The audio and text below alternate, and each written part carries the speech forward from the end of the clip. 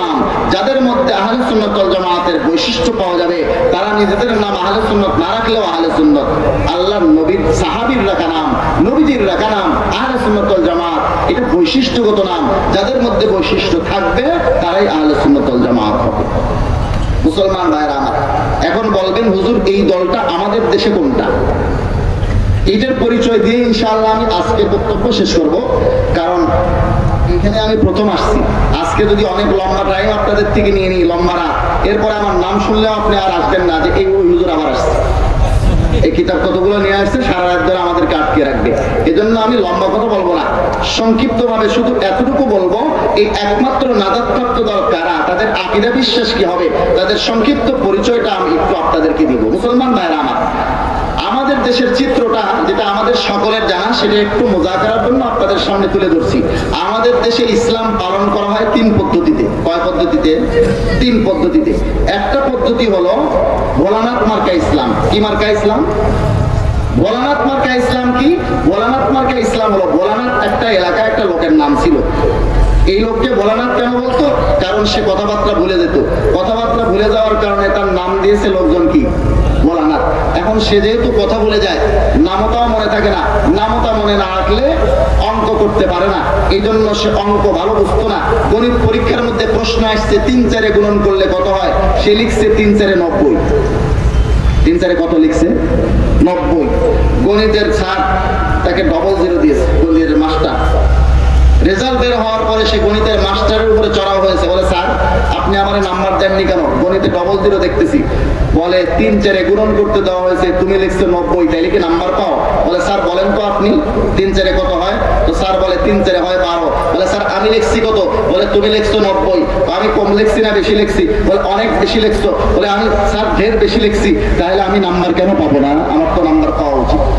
রবি ঠাকুর এদের কবিতা বানাইছে, বলে ভোলানাথ লিখেছিল 3 4 90, গণিতের মার্কায় কাটা গেল সর্বই, 3 4 12 হয় মাস্টার তারে কয়, লিখেছেন ঢের বেশি এই তার গর্বই।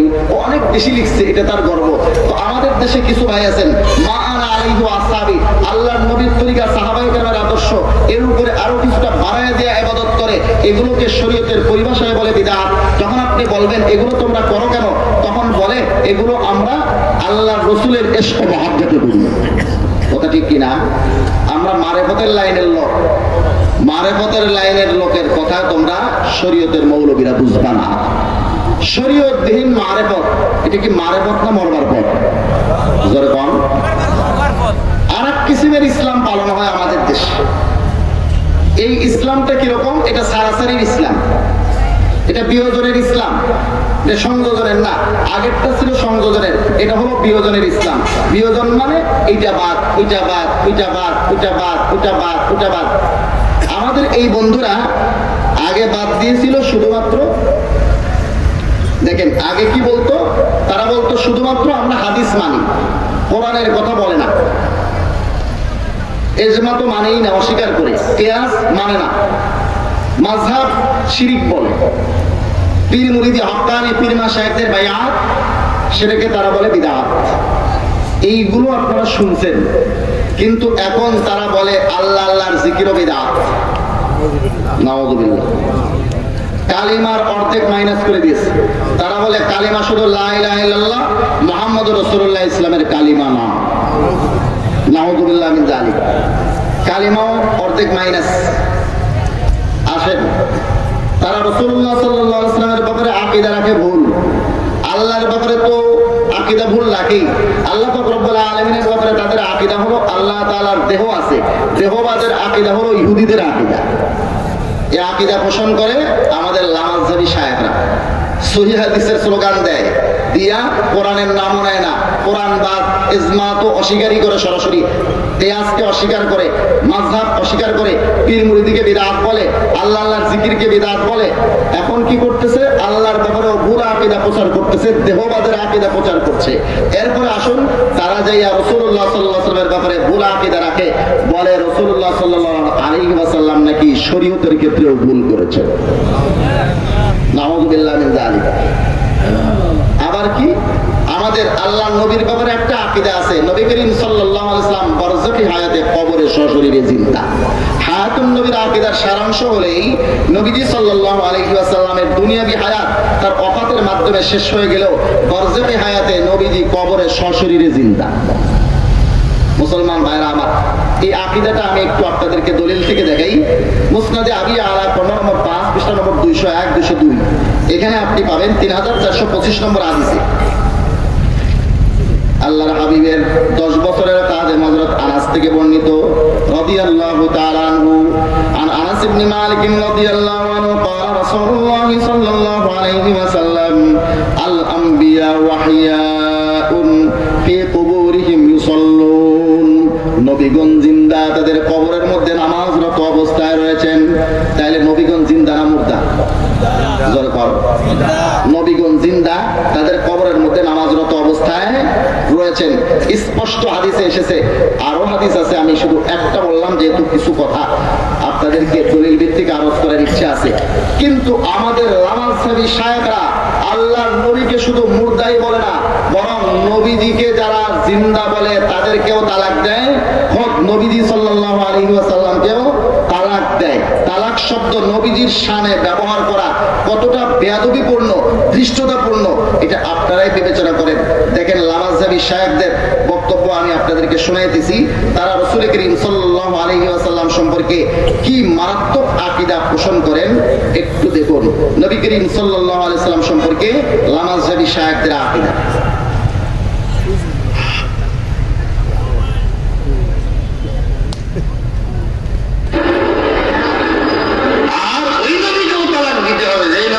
জিন্দা আছে, বুঝেছেন?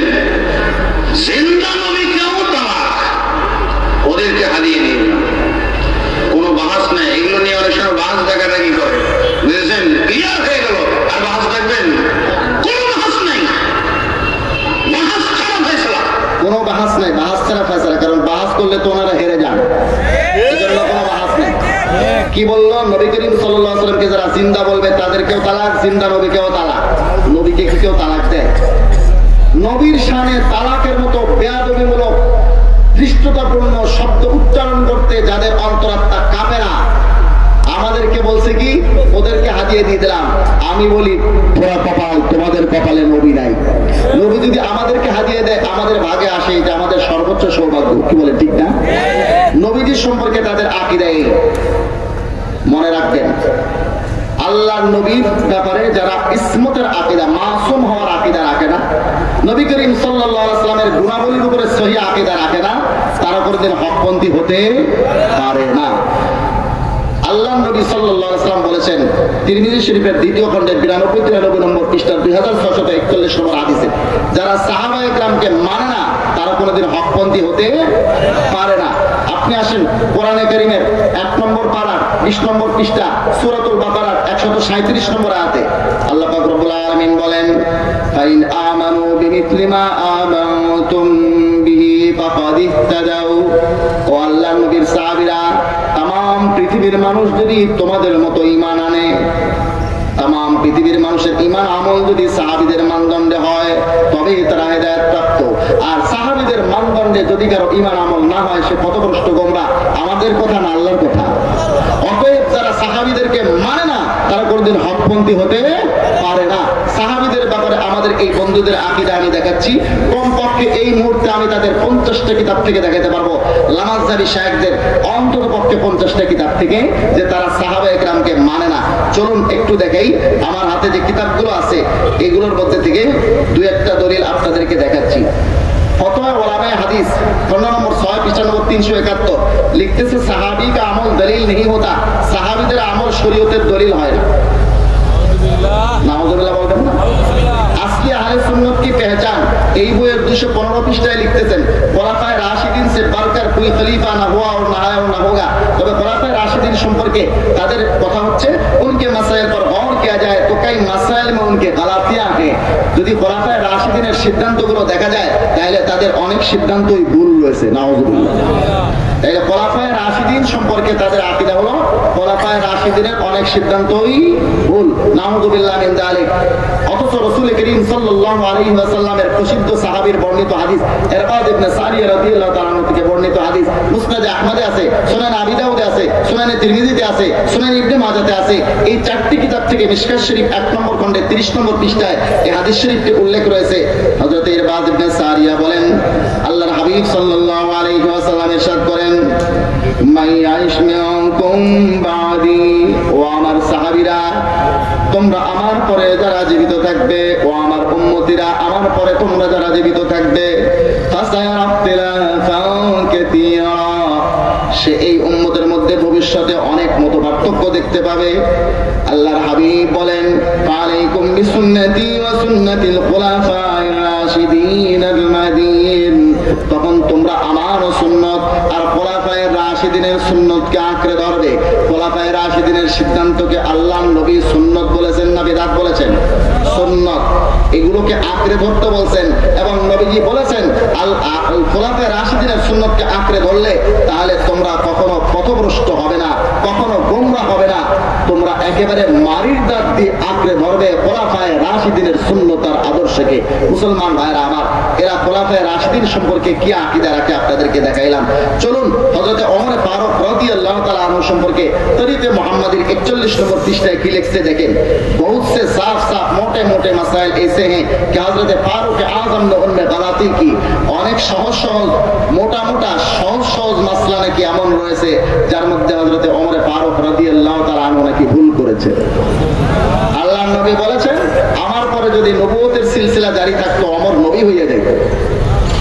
নবী হওয়ার যোগ্যতা তার মধ্যে আছে, কিন্তু ধারাবাহিকতা নাই, নবী তিনি হন নাই। ওনার পরামর্শ মাফিক একদম ওনার শব্দে, উনি যেই যেই শব্দে পরামর্শ দিয়েছেন সেই সেই শব্দে কোরআনের আয়াত নাযিল হয়েছে।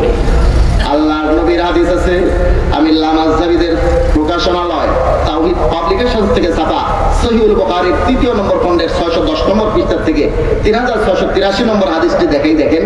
এখানে আছে এই হাদিস কিতাবটা কিন্তু লামাজহাবি বন্ধুদের ছাপাখানা থেকে